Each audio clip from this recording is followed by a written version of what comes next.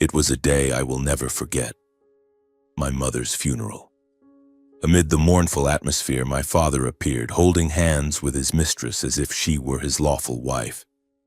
When I couldn't hold back and stood up to protest, she sneered and called me trash, a useless leech.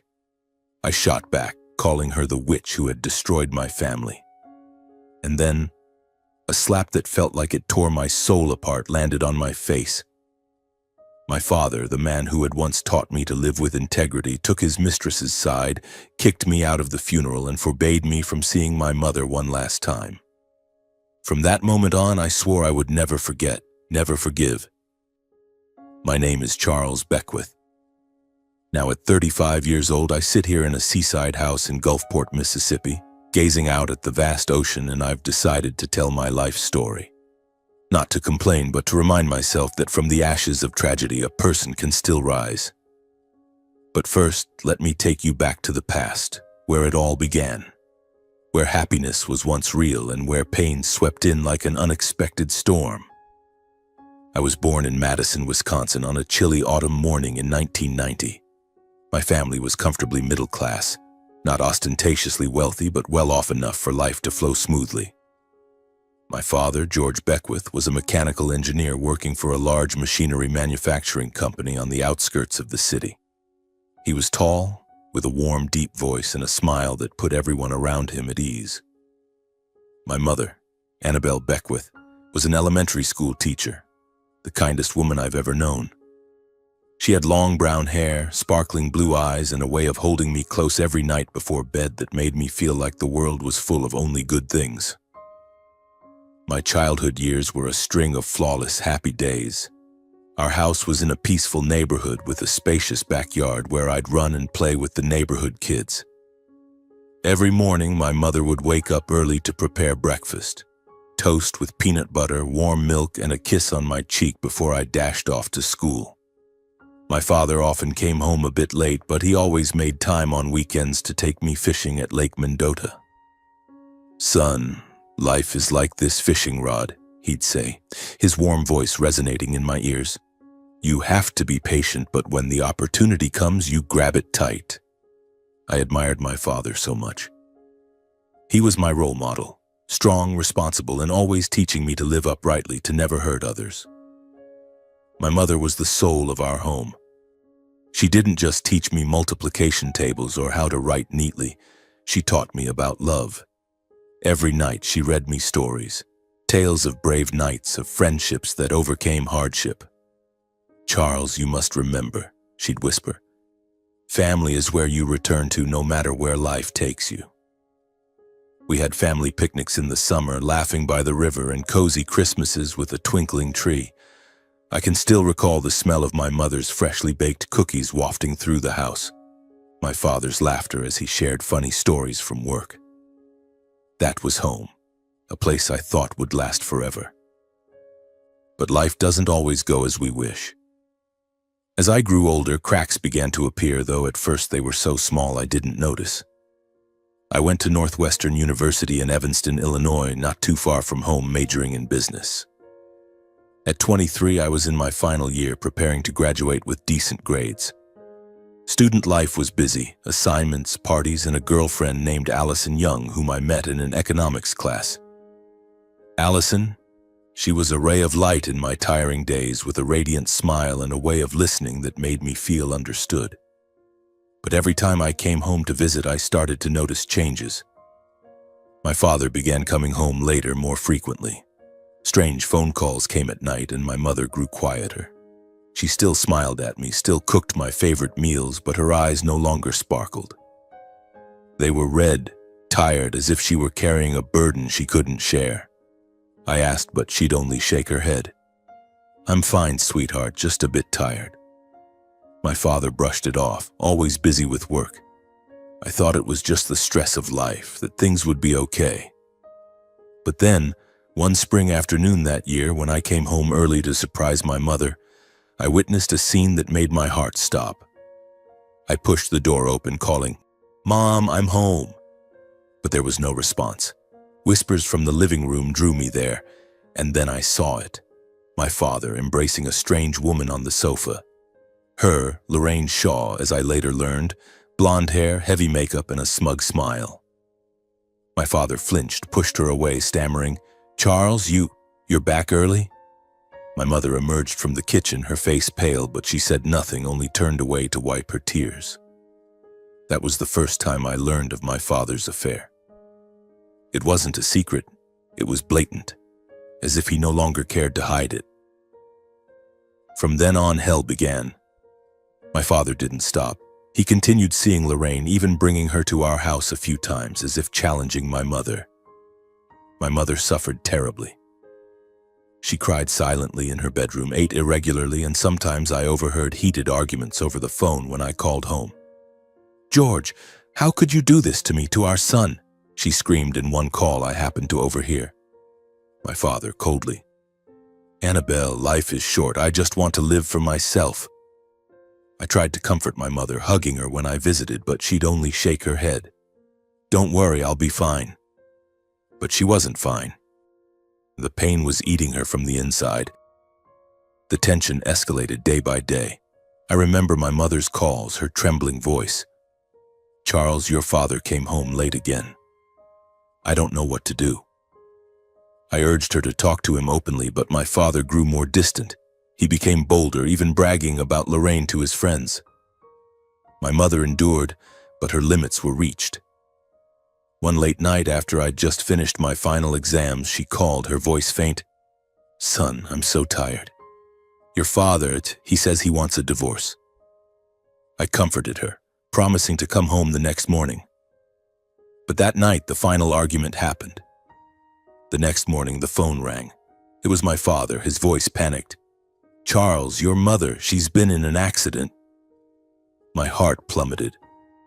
She had driven out after a fierce argument with my father, an argument I later learned about him wanting to move Lorraine into our home. My mother drove in tears, and then her car crashed into a bus on the familiar road leading out of Madison. She was gone instantly without a goodbye. I raced home, tears blurring my vision on the highway, wondering why life could be so cruel. My father had betrayed her, and now she was gone. The funeral was held 3 days later at the small church where my mother used to pray. A mournful atmosphere enveloped everything, with relatives from afar gathering, all grieving for my mother, a kind woman so unfairly treated by life. I stood there trying to suppress my pain, handling the arrangements because my father seemed to have no strength left. But then, as my mother's coffin was brought in, my father appeared, not alone. He was holding hands with Lorraine, who was dressed in black but with garish makeup, as if she were attending a party, not a funeral. Relatives whispered, their eyes filled with shock and indignation. I felt the blood rush to my head like a fire burning in my chest. I stood frozen beside the old wooden pews of the church, my hands gripping the edge of my suit jacket, trying to breathe to stay calm. The heavy scent of white lilies filled the air, mingling with the murmurs of prayers and the soft sobs of Aunt Mary, my mother's cousin, seated in the front row. My mother's oak coffin lay in the center, adorned with white flowers, her favorite color. I had chosen each flower that morning, carefully placing them as she had once carefully cared for me. But now, seeing my father walk in hand with Lorraine, everything inside me collapsed. My father wore a black suit, but the smile on his lips sent shivers down my spine. It wasn't the smile of a husband who had lost his wife, nor the pain of a father bidding farewell to his son's mother. It was the smile of a man living in his own world, beside the woman I despised to my core. Lorraine, with her glossy blonde curls, bright red lips, and tight black dress, walked as if she were the center of attention. She held my father's hand, head held high, her eyes scanning the crowd with unmasked smugness. I heard Aunt Mary whisper, "My God, what's wrong with George? Bringing that woman here?" Another relative shook their head. "No shame at all." I tried to restrain myself, telling myself this was my mother's funeral, that I had to preserve her dignity. But with every step my father and Lorraine took closer to the coffin, my heart pounded harder, as if it might explode. I turned to my father, my voice trembling. "Dad, "What are you doing?" He stopped, looked at me, his eyes colder than I'd ever seen. "Lorraine came to pay her respects, son," he said, his tone as casual as if he were discussing the weather. "She's my friend." Friend? The word stabbed my chest like a knife. My mother had just passed, her pain still etched in every corner of our home. And there stood Lorraine, smiling as if she had a right to be there. I couldn't take it anymore. Blood rushed to my head, and I stepped forward, blocking their path, my voice louder than I intended. "She has no right to be here. She's the one who destroyed our family." The church fell silent. The whispers stopped, and all eyes turned to me. Lorraine raised an eyebrow, a smirk spreading across her face. "Oh, the little freeloading student," she said, her voice shrill and sharp as a blade. "Who do you think you are, raising your voice? A useless piece of trash living off your father's money?" Her words were like pouring fuel on a fire. My face burned, my hands trembling with rage. "You're a witch!" I shouted, pointing straight at her face. "You stole my father, indirectly killed my mother. You don't deserve to stand here."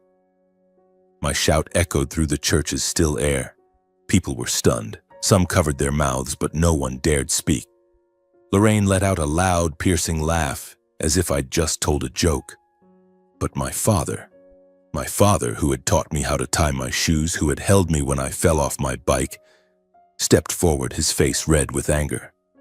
"Enough, Charles!" he roared, his voice like thunder. And then, before I could react, his hand swung up. A sharp slap landed on my cheek, the sound ringing out harshly as if tearing the air apart. My head tilted to one side, my cheek burning, and my soul felt like it had been ripped in two. "You ungrateful, disrespectful brat!" my father growled, his eyes blazing. "How dare you speak like that? Get out of here now! You don't deserve to see your mother one last time." I stood there, stunned, feeling like the world was crumbling around me. The crowd was silent. No one dared intervene. Aunt Mary stood up, trying to approach, but someone held her back. Lorraine stood behind my father, arms crossed, a triumphant smile on her lips. I looked into my father's eyes, searching for a trace of the man who had once loved me. But it was gone. There was only coldness and distance. I wanted to scream, to lunge at him, to wipe the smug smile off Lorraine's face, but I couldn't. Not out of fear, but for my mother. This was her day, and I didn't want to tarnish her memory with a brawl. I turned to the coffin where my mother lay, cold and alone. "Mom," I whispered in my mind, tears streaming down my face. "I'm sorry." I wanted to kneel, to touch her hand one last time, but my father's gaze was like an invisible wall stopping me. "Go, Charles," he said, his voice low but icy. "You don't belong here anymore." I turned and walked out of the church, each step heavy as lead. Aunt Mary's sobs, the relatives' whispers, and Lorraine's faint chuckle followed me like a shadow. I don't know how far I walked, only that when I stopped, I was standing by Lake Mendota, where my father used to take me fishing. The cold wind blew, blurring the tears on my face. I sat on the grass, hugging my knees, and cried. I cried for my mother, for the happy family we once had, and for myself, a son abandoned by his father on the most painful day of his life. From that moment, everything changed. I returned to my dorm at Northwestern, trying to focus on my final exams, but my mind was trapped in that church, in that slap, in my father's cold eyes. Allison, my girlfriend, was the only one there for me. She listened as I poured out my story, never judging, just quietly holding my hand. "Charles, you're not alone," she said softly. "You have me. I'll always be here for you. Be strong." But despite her comfort, the pain inside me didn't fade. I swore to myself I would never forgive my father, and I would live well, not to prove anything to him, but so that my mother, wherever she was, could smile. A few weeks later, I graduated. The ceremony should have been a joyful day, but I didn't invite my father. He didn't reach out either.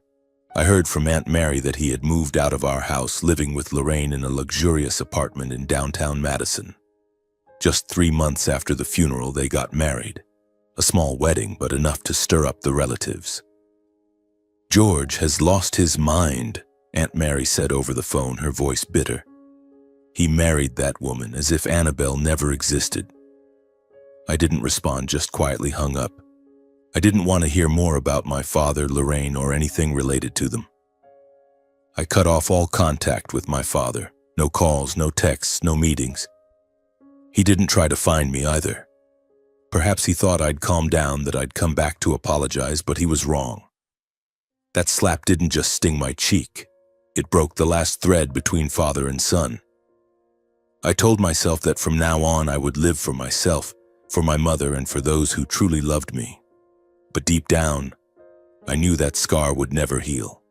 It would follow me, reminding me of the day I lost my mother and the father I once admired. I packed my things and left Evanston, starting a new journey. Allison, who had stood by me through those dark days, became my guiding light. She suggested I move to Gulfport, Mississippi, where her family lived. "You need a fresh start, Charles," she said, her eyes full of trust. "Come there, and we'll build anew together." I agreed, not because I was ready, but because I had nothing left to hold on to except her. I carried my pain, my memories of my mother, and my vow that I wouldn't let my father and Lorraine define my life. As the bus left Wisconsin, I looked out the window at the endless wheat fields. I thought of my mother, her smile, and promised myself, "Mom, I'll live well. I'll make you proud." But deep inside, I knew the journey ahead wouldn't be easy. That slap, that day, had changed me forever, and I would have to learn to live with it, one day at a time. The bus rolled steadily, its engine humming like a melancholic lullaby.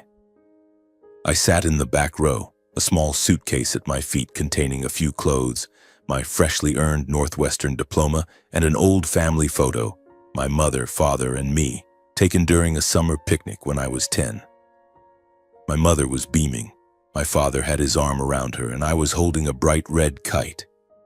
It was the last memory of a complete family before everything fell apart.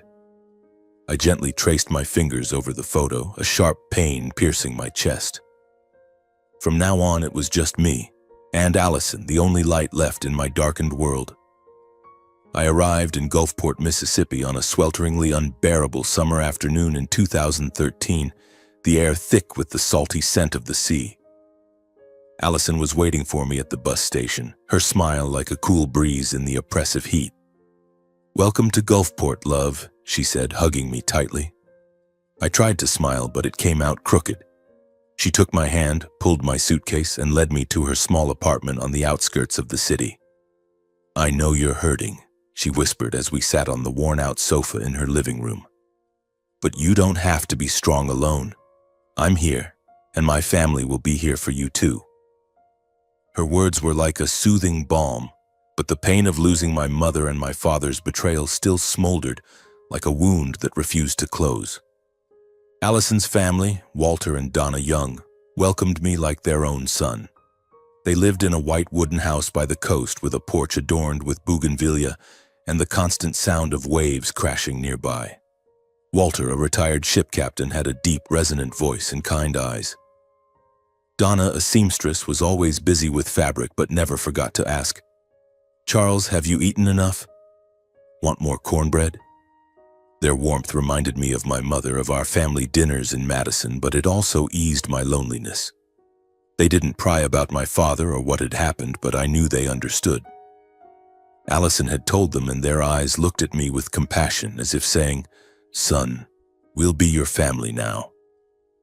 But life in Gulfport wasn't as easy as I'd hoped. I started working at a small real estate brokerage, hoping to put my business degree to use. The job was tougher than I expected. The coastal real estate market was fiercely competitive, and clients were skeptical of a 23-year-old fresh out of college. I was often rejected. My calls went unanswered, and deals slipped through my fingers.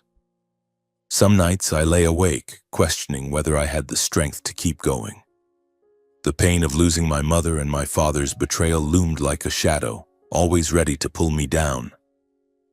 In those moments, memories of my mother kept me grounded.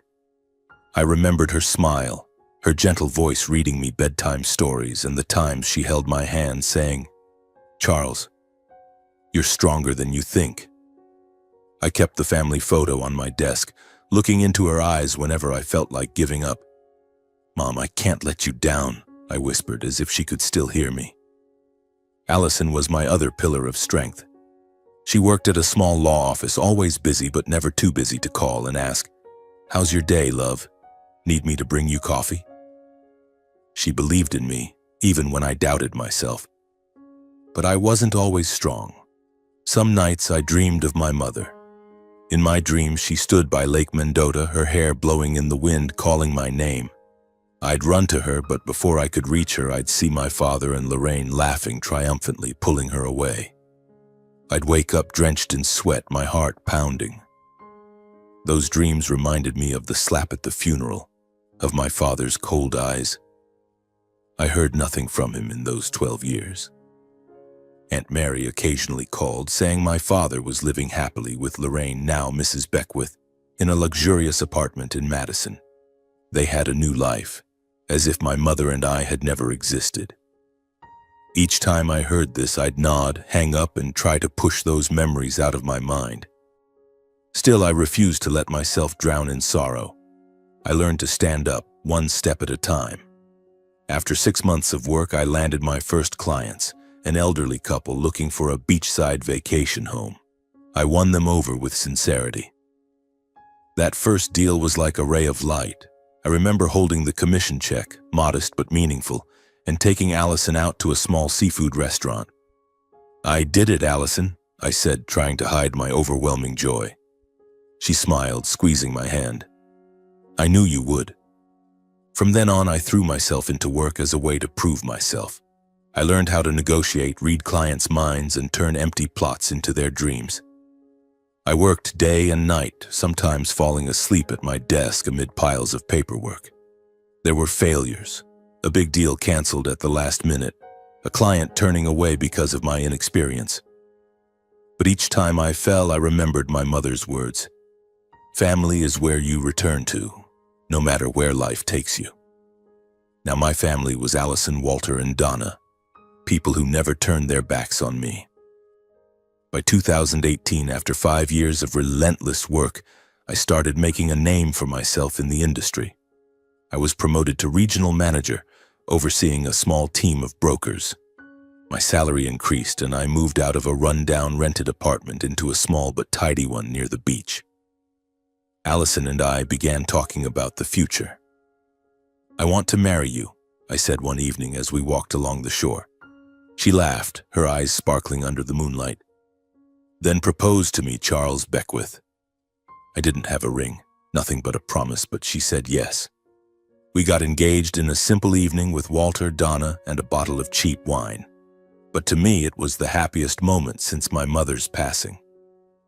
We married a year later in a small ceremony in the Youngs' backyard. Allison wore a simple white dress, her hair pinned up, looking like an angel. As I stood there watching her walk toward me, I felt for the first time in years that I wasn't alone.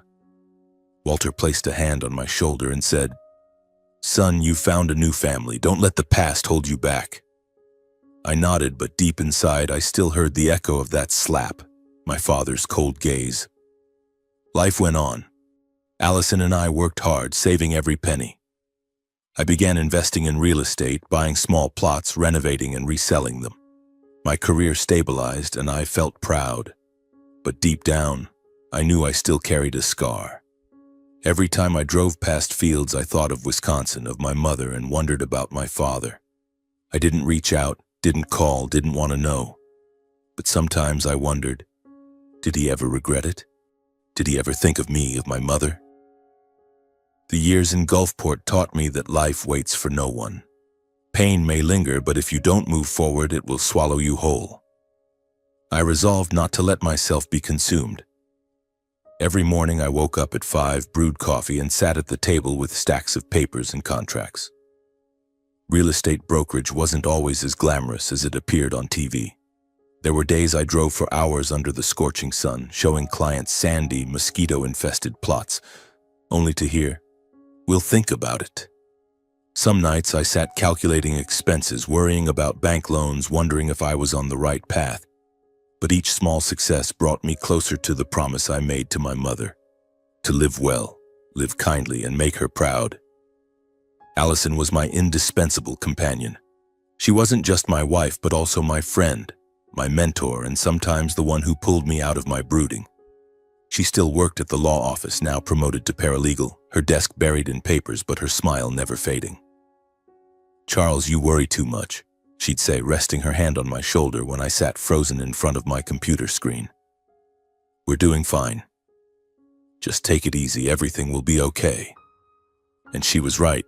We'd weathered the toughest days together, from those early months in Gulfport when I was nearly penniless to the small arguments sparked by work stress. But after each one, we held hands tighter. In 2020, a major turning point came. An old client, Mr. Thompson, a seasoned real estate investor, called and offered a partnership. He wanted me to join a big project, developing a small beachfront resort with condos overlooking the Gulf of Mexico. "You've got an eye for this, Charles," he said over the phone, his voice low and steady. "You don't just sell land, you sell dreams. I need someone like you." His offer was like a fresh breeze. I agreed, knowing it was a huge gamble. The project required all my savings, time, and dedication. But I saw an opportunity, and as the father who had caused so much pain to my mother and me once said, "When the opportunity comes, you grab it tight."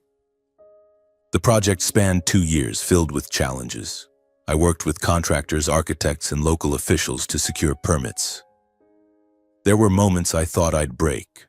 A contractor quit midway, a bank loan was denied, and summer storms delayed progress. But I didn't give up. I remembered my mother, her eyes when she said, "You're stronger than you think." I recalled my early days in Gulfport with only Allison and fragile hope, and I held on to my promise to myself. I wouldn't let the past define my future. In 2022, the resort was completed. On the opening day, I stood on the balcony of a model condo, gazing at the sea sparkling under the sun. The first families had moved in, children's laughter echoing from the beach. Mr. Thompson shook my hand, a rare smile breaking across his weathered face. "You did great, Charles. I didn't choose the wrong guy." I smiled, but inside I wanted to shout with joy. I called Allison, my voice trembling. "Babe, we did it." She laughed loudly over the phone. "You did it, Charles. I knew you would." The project's success brought more than money. It was a milestone. Allison and I used the profits to put a down payment on a beachfront house, not a rented apartment, but a real home of our own. It was a small, cozy white wooden house with a porch overlooking the Gulf. The day we signed the contract, I stood in front of the house, keys in hand, feeling like I'd conquered the world. Allison hugged me from behind, whispering, "This is our home, Charles. For you, me, and the kids." Yes, the kids. We had 2 little angels, Julian, 3 years old with blue eyes like my mother's, and Scarlett, just one, giggling whenever I held her. Moving day was unforgettable. We threw a small party, inviting the Youngs, a few close friends, and even Mr. Thompson. The front lawn buzzed with laughter, the smell of barbecue wafting through the air, and Julian ran around with a little ball. Donna brought a tray of homemade cornbread, and Walter told stories of his days as a ship captain, making everyone double over with laughter. Allison stood beside me, her hand in mine, and said, "See, Charles? This is our family. This is where we belong." I nodded, tears welling up. For the first time in 12 years, I felt I truly had a home. But even in my happiest moments, the scar of the past still ached. Some nights when the house was quiet, I sat on the porch listening to the waves and thought of my mother. I imagined her standing here smiling at me, proud that I hadn't given up. But then images of my father and Lorraine crept in like a thorn in my heart. I didn't know where they were or how they were living. Aunt Mary had long stopped talking about them, only saying my father was doing fine without elaborating. I told myself I didn't care, but sometimes I wondered, did he ever think of me? Did he regret that slap, choosing Lorraine over his own son? I tried to push those thoughts away, focusing on the present. Julian and Scarlett were my greatest joy. Julian loved following me around the house, asking endless questions. "Daddy, does the sea ever sleep? Scarlett loved nestling in my arms, grabbing my finger and giggling. Looking at them, I saw my mother in them, her gentleness, her strength. I wanted to be the father she'd hoped I'd have, not the one who betrayed me. Every night I told Julian bedtime stories, just as my mother had done for me. Once upon a time, there was a brave, kind little knight. I'd begin, and he'd listen intently, his eyes shining. Allison and I kept building our life. We expanded our investments, buying more small plots, and I started consulting for new investors. Work was no longer a burden, but a passion. I loved helping others turn their dreams into reality, just as I had done for myself. Our beachfront house became a symbol of independence, of the years spent fighting to stand tall. Every time I looked at it, I remembered the hard days and told myself I made it. But life, as I'd learned, never lets you rest too long. Just when I thought I'd found peace, a shadow from the past loomed, threatening to upend everything. My father, the man I thought was gone forever, was about to re-enter my life, bringing Lorraine in a past I'd tried to bury. I didn't know it was coming, but deep inside I sensed a storm approaching, ready to test everything I'd built. It was an early summer afternoon in 2025, the Gulfport sky clear and blue, a gentle sea breeze drifting through our porch. Julian was playing with building blocks on the rug while Scarlett slept soundly in her crib, her cheeks rosy and plump. Allison was in the kitchen preparing dinner, the aroma of fried fish and cornbread filling the house. I sat in an armchair reviewing a real estate contract, feeling content with our steadily stabilizing life. Our beachfront house, though small, was the fruit of years of sweat and tears. Every brick, every window frame bore the mark of Allison and me. I thought I had found a place to heal, a place where I could be a father, a husband, and myself. The doorbell rang, shattering the peaceful atmosphere. I frowned, not expecting anyone at this hour. Allison poked her head out from the kitchen, asking, "Honey, who's that?" I shook my head, stood up, and went to open the door. When it swung open, my heart seemed to stop. Standing before me was my father, George Beckwith, his hair now streaked with silver, his face more gaunt than I remembered, but still unmistakably him, with the eyes I once admired and now only stirred pain. Beside him was Lorraine, her blonde curls and bright red lipstick unchanged, though time had etched wrinkles onto her face. They stood there like a portrait from the past, making me step back, my hand gripping the doorframe tightly. "Charles," my father said, his voice hoarse, forcing a smile. "It's been a long time, son." I was stunned, unable to believe my eyes. 12 years, no calls, no messages, no inquiries. And now he was here at my doorstep calling me son. Lorraine looked me over, her eyes appraising, then smirked. "Oh, Charles, you look well. Nice house. Must have cost a fortune, huh?" Her voice dripped with fake sweetness, as if we were old friends. I took a deep breath, trying to stay calm. "What are you doing here, Dad?" I asked, my voice cold. Allison appeared behind me, placing a hand on my shoulder, her eyes full of concern. My father glanced at Allison, then back at me, saying, "We're family, Charles. I wanted to see you, to see how you're doing." I almost laughed, but it was a bitter laugh. Family? Since when did he consider me family? Since the slap at my mother's funeral? Since he chose Lorraine and erased my mother's memory? Lorraine chimed in, her voice shrill. "Charles, aren't you going to invite us in? It was a long trip and we're tired. We'd also love to meet our grandchildren." She emphasized grandchildren, as if she had any claim to Julian and Scarlett. I felt my blood boil, but Allison squeezed my hand lightly, reminding me to stay calm. "Come in," I said, my voice dry, opening the door wider. I didn't want them here, but I also didn't want to make a scene in front of the kids. They stepped inside, Lorraine scanning the house, her eyes seeming to appraise every item. "Lovely place," she said, touching a painting on the wall. The one my mother had painted, her final gift to me. I clenched my teeth, resisting the urge to snatch it from her hands. My father sat on the sofa, sighing as if he were the most exhausted man in the world. "Son, I know things in the past weren't great, he began, his voice low. But things are different now. Lorraine and we're going through some tough times. I thought we could stay here for a while to be closer to you. I was floored, as if someone had punched me in the gut. Stay here? In my house? The house Allison and I had poured our sweat and tears into building? I looked at my father, searching for a sign that he was joking, but his eyes were serious, though tinged with awkwardness. Lorraine jumped in. Just for a bit, Charles. We're a little strapped for cash. You're his son. Helping your parents is only natural, right? She smiled, a smile that made my stomach churn. I turned to Allison, seeing her face pale. Julian, sensing the tension, ran to cling to his mother's leg. Scarlett started crying in her crib. I took a deep breath, trying to gather my thoughts. Dad, I said, my voice trembling with anger. You abandoned me for 12 years. Not a single word. And now you show up expecting to stay in my house like nothing happened? My father lowered his head, mumbling, Charles, I was wrong. But I'm your father.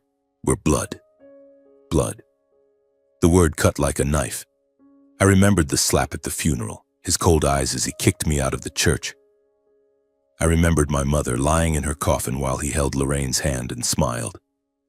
Blood doesn't mean anything when you chose her over Mom and me, I said, my voice low but sharp. Lorraine laughed. Oh, you're still bitter about the past? Grow up, Charles. If it weren't for your father paying for your education, you wouldn't be where you are today. Her words were like pouring fuel on a fire. I wanted to scream, to throw them out of my house right then and there. But Allison gripped my hand, whispering, Charles, stay calm. Don't let them ruin everything. I looked into her eyes, seeing the strength I'd always leaned on.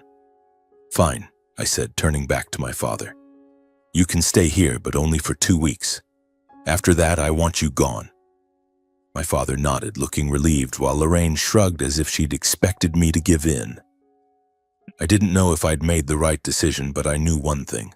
The storm had arrived, and it wouldn't pass easily. 2 weeks. I thought I could endure 2 weeks, but I was wrong. My father and Lorraine turned my home into a battlefield where every cherished memory was violated and the happiness of my family was threatened. From the very first day, they acted like they owned the place. Lorraine rummaged through the kitchen cabinets, criticizing Allison's cooking. Fried fish like this? We do it better in Wisconsin. My father plopped himself in the armchair, blasting the TV with sports programs Allison and I never watched. They made demands, gave orders, and showed no gratitude. Julian, my usually lively son, became timid. He clung to Allison whenever Lorraine was near, his eyes filled with fear. Scarlett, barely over a year old, cried more than usual, as if sensing the tension in the air. Allison tried to keep the peace, but I could see her exhaustion. Charles, I don't know how much longer I can handle this, she whispered one night as we lay in bed, listening to my father's snoring from the living room. They don't respect us, don't respect this house. I knew she was right, but I kept trying to endure, hoping the 2 weeks would pass quickly. Yet each day, my father and Lorraine's presence cut deeper into my old scars. My father constantly brought up the past as if to justify himself. Charles, if it weren't for me, you wouldn't have gone to Northwestern, he said once when I refused to buy the expensive liquor he demanded. Lorraine mocked me. You're living like this because of your father, so don't act high and mighty. I clenched my teeth, trying not to respond, but their every word felt like a punch. The breaking point came one evening when Allison was preparing dinner for the family. Lorraine sauntered into the kitchen, helping herself to a bottle of wine from the cabinet. The bottle Walter had given us for our wedding anniversary. You're so stingy, Charles, she said, pouring it into a glass. Living in a nice house like this and you're skimping on a bottle of wine? Allison, who had always been patient, finally snapped, You have no right to touch our things. Lorraine laughed loudly. Oh, the little wife's getting mad. Charles, teach your wife some manners. I stood up, grabbed Allison's hand and said, Enough. You're staying in our house. Stop acting like you own it. My father, sitting at the dining table, roared, "Charles, how dare you talk to us like that? Ungrateful brat." The word ungrateful hit like another slap, bringing back that day in the church. I looked at him, my heart pounding. "You have no right to call me that," I said, my voice trembling with anger. "You abandoned me, abandoned Mom, and now you want to ruin my family too?" The air was taut as a bowstring. Lorraine stood, pointing at me. "You should be grateful for your father, you arrogant little punk." I stood there in my own home, feeling like a stranger. Julian clung tightly to Allison's leg, his eyes wide with fear. Scarlett wailed in her crib, her cries cutting into my heart like a knife. Allison gripped my hand, her eyes resolute, though I knew she was holding back her own emotions. "Enough," I said, my voice low but sharp. "You're here because I allowed it, but don't think you can order us around." Lorraine smirked and my father shook his head, muttering something about disrespectful kids. I turned away, pulling Allison and Julian out of the dining room, trying to keep my heart from shattering. But that was just the beginning. In the days that followed, the home Allison and I had built with sweat and tears became a war zone. My father and Lorraine acted as if they owned everything. Lorraine rummaged through the kitchen, taking food without asking, even throwing out soup Allison had made because it didn't suit her taste. My father claimed my favorite armchair, blasting the TV from early morning to late at night. They demanded Allison cook their favorite dishes, asked me to buy expensive liquor, and even complained that the house was too small compared to their luxurious apartment in Madison. "Charles, you're making money and living like this?" Lorraine said once, her tone dripping with sarcasm. "I thought you were a big shot." Julian and Scarlett suffered the most. Julian, who used to run around the yard with his ball, now only dared to play in his bedroom with the door closed. Once, Lorraine scolded him for spilling water on the floor. "Clumsy kid, big but no brains, huh?" Julian ran to me, tears streaming down his face. I hugged him, trying to comfort him, but inside I was burning with rage. Scarlett cried more often, no longer giggling as she used to. Allison, no matter how patient, was starting to break. "Charles, I can't take it anymore," she said one night as we sat on the bed listening to Lorraine's shrill laughter from the living room. "They're destroying our family." I knew she was right. Each day my father and Lorraine's presence was like a poison spreading through the house. They didn't just take up physical space, they stole our peace. My father kept bringing up the past as if to assert his authority. "You should be grateful for what I gave you instead of turning your back on family," he said, his voice smug. Family? I wanted to scream that he had destroyed our family the day he held Lorraine's hand at my mother's funeral. But I held back, for Julian and Scarlett, for Allison, and for the promise I made to my mother to live kindly. After 5 days, I couldn't take it anymore. On the morning of the 6th day, I took Allison, Julian, and Scarlett to Walter and Donna's house, my in-laws. "Stay here for a few days, love," I said, kissing Allison's forehead. "I'll handle this." Walter clapped a hand on my shoulder, his eyes stern. "Charles, you're the man of your family. Don't let them take what you've built." Donna hugged me, saying, "We're always here if you need us, son. Protect your little family no matter what." I nodded, feeling like a knight preparing for battle. When I returned home, I found my father and Lorraine still acting entitled. Lorraine lounged on the sofa, eating cookies from Julian's box while my father rifled through papers on my desk. "What are you doing?" I shouted, my voice trembling. Lorraine shrugged. "Relax, Charles. We're just looking over your stuff. Maybe we can help." I realized then that 2 weeks would never end unless I acted. They had no intention of leaving. They wanted to stay, to control, to turn my home into theirs. But I wasn't the 23-year-old student slapped at a funeral anymore. I was Charles Beckwith, a man who had overcome grief, built a family, and I wouldn't let anyone take that away. Back at the Young's house, I felt a renewed sense of determination. Julian was playing with Walter in the backyard, while Scarlett slept soundly in Donna's arms. Allison sat beside me, her eyes filled with worry but also trust. "Charles, what's your plan?" she asked. I took her hand and said, "Don't worry. I'm going to take our home back." I started by calling a reputable lawyer in Gulfport, Mr. Henry Canales. He agreed to meet me that afternoon. In his small but tidy office, I poured out the whole story about my father, Lorraine, the slap at my mother's funeral, and how they were taking over my home. Henry listened, nodding, and then said, "Charles, you have clear legal rights. The house is in your and Allison's name. No one can dispute that.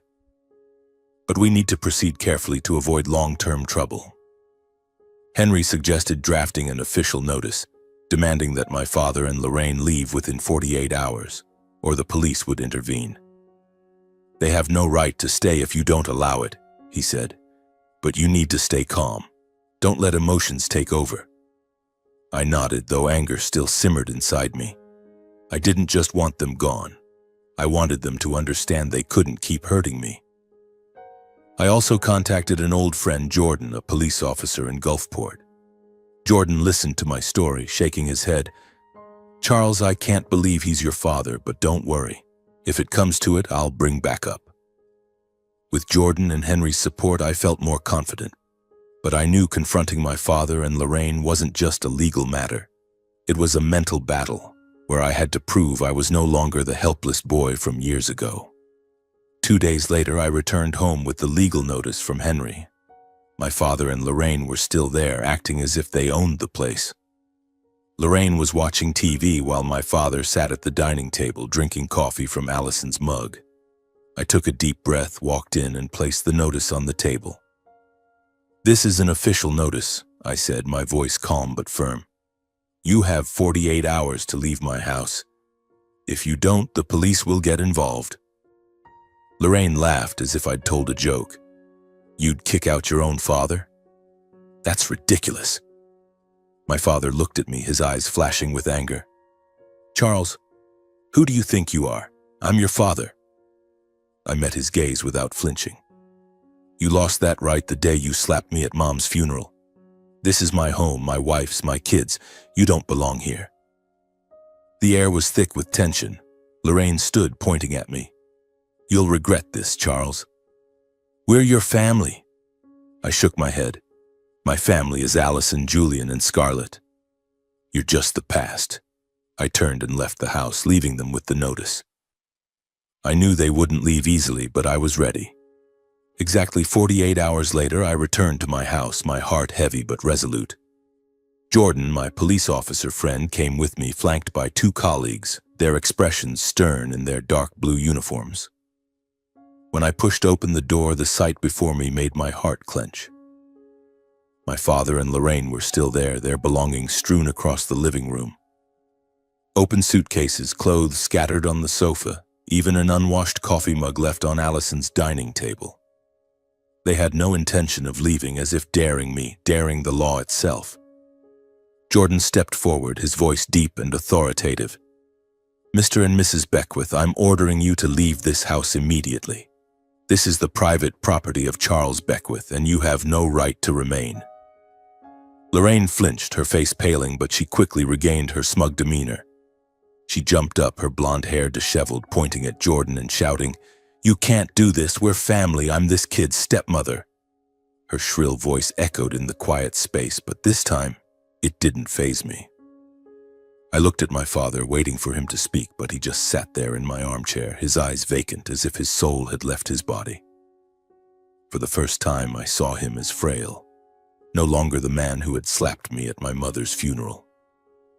I stepped forward, placing Henry's legal notice on the table, my voice calm but icy.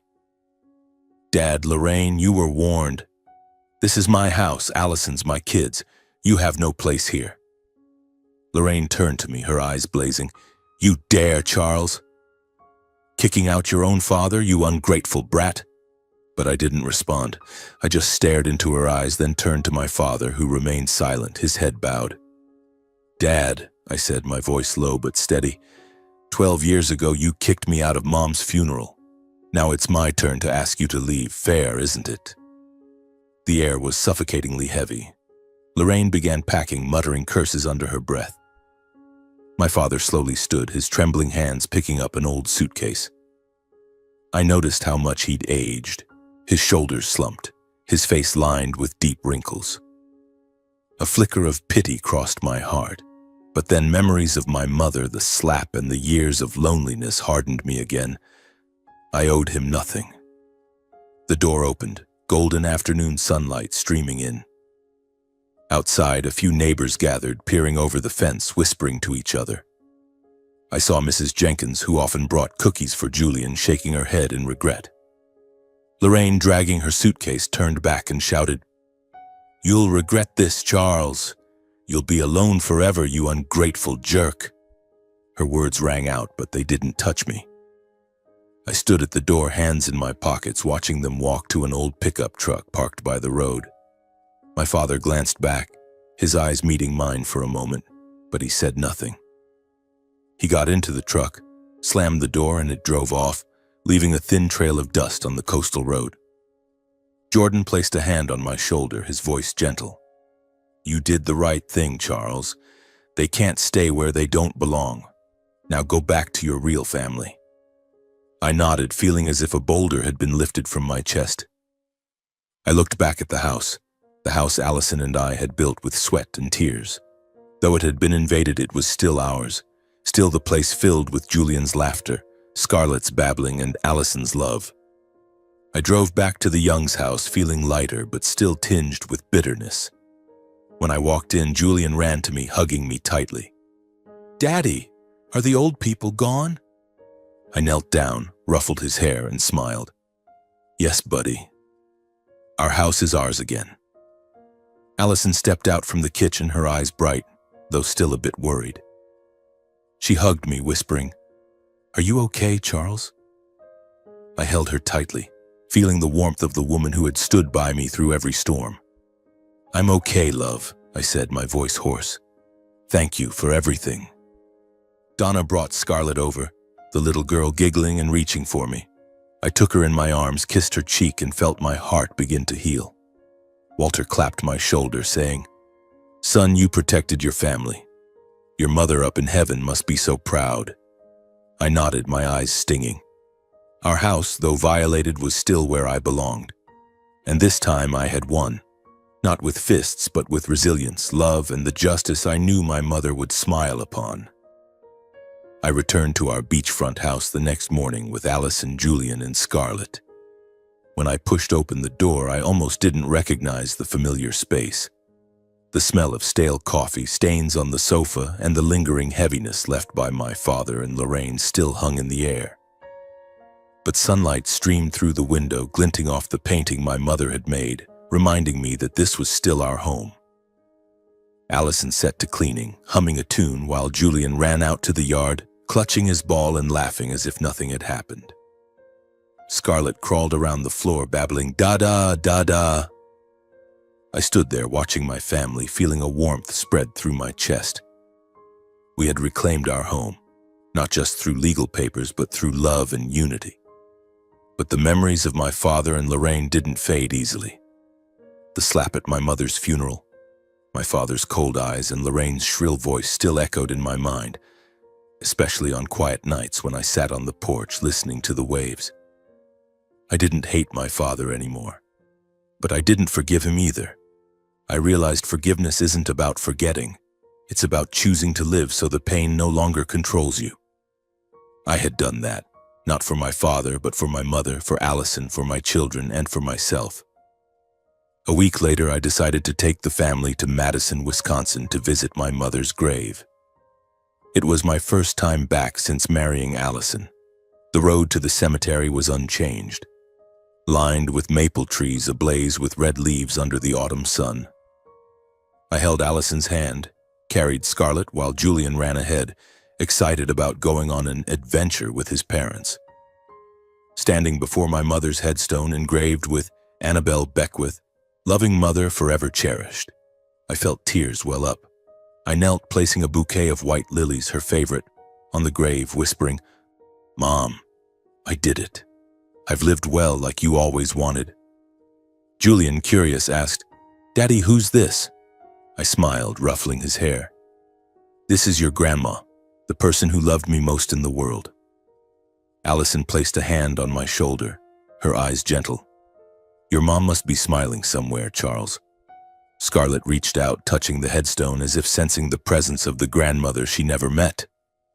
I stood there in the quiet cemetery, feeling as though my mother was close, embracing me like she did when I was a child. On the drive back to Gulfport, I reflected on everything that had passed. My life, from the happy days in Madison through the tragedy of losing my mother and my father's betrayal to my journey of rising up in Gulfport, hadn't been easy. But it taught me invaluable lessons. I learned that family isn't just blood, it's the people who stand by you even when life drags you to the depths. Allison, Julian, Scarlett, Walter, and Donna, they were my true family. My father and Lorraine, though once part of my life, were now just shadows from the past. I also learned that justice isn't revenge. It's protecting what you cherish. When I forced my father and Lorraine out, I didn't feel triumphant, only relieved. I had protected my family not with fists, but with resilience and faith in what was right. Above all, I learned that no scar, no matter how deep, can stop you from living a meaningful life. Every time I watched Julian run around, heard Scarlett's babbling, or felt Allison's warmth beside me, I knew I had overcome the pain. Not by erasing it, but by turning it into motivation. As our car rolled past golden wheat fields, I turned to Allison and said, "Babe, if someone asked me about my life tomorrow, what would I say?" She laughed, her eyes sparkling. "You'd say life is a journey, and what matters is who you choose to walk with, what you choose to protect." I nodded, squeezing her hand. From the back seat, Julian shouted, "Daddy, tell the night story." I laughed, starting, "Once upon a time, there was a brave, kind little knight." As the sunset cast a golden glow over the road ahead, I thought about the advice I'd share with anyone struggling with their past. Cherish those who love you, for they are the fire that warms you through the coldest days. Stand up after every fall, for each scar is proof you survived. And remember, no matter how cruel life may be, you always have the power to choose how to live, with resilience, with love, and with hope. Our beachfront house was once again filled with laughter. Julian and Scarlett played in the yard, Allison prepared dinner, and I sat on the porch gazing at the shimmering sea. I didn't know what the future held, whether my father would ever return or if I could fully let go of the past. But I knew one thing. I had found where I belonged, and I would do everything to protect it. Life, as my mother once said, is where you return no matter where it takes you. And I, Charles Beckwith, had found my way.